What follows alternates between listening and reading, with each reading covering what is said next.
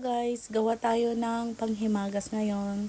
Ang mga ingredients natin, isang pack ng 250 ml na Angel All-Purpose Cream, isang lata ng Angel Creme Densada, isang lata ng condensed milk. Actually guys, kahit anong brand pwede naman.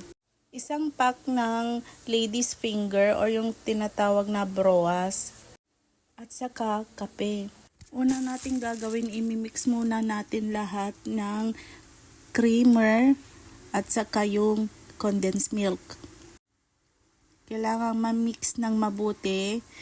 And then yung kape, lagyan natin ng mainit na tubig para matunaw.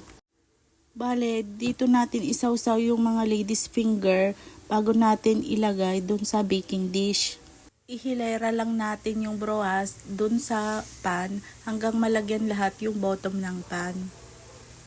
Kailangan mabilis yung pagsawsaw ng lady's finger guys kasi madudurog kaagad siya. Kaya actually ang ginawa ko na lang, binuhos ko na lang yung kape dun sa ibabaw niya. And then pinatungan ko na siya ng cream. Ganyan.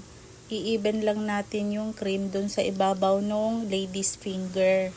Para lang tayong gumagawa ng mango graham guys. Same lang ang procedure.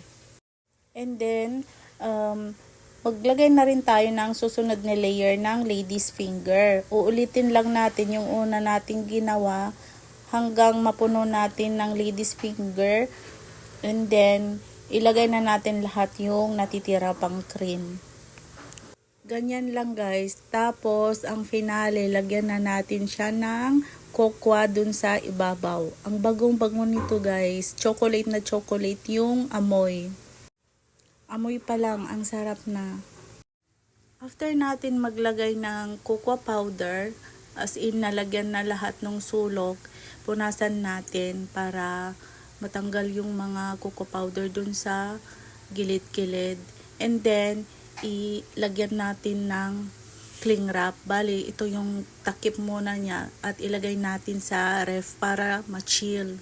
At kinabukasan, ang tiramisu natin, pwede nang kainin. Ito na siya guys. Thank you for watching.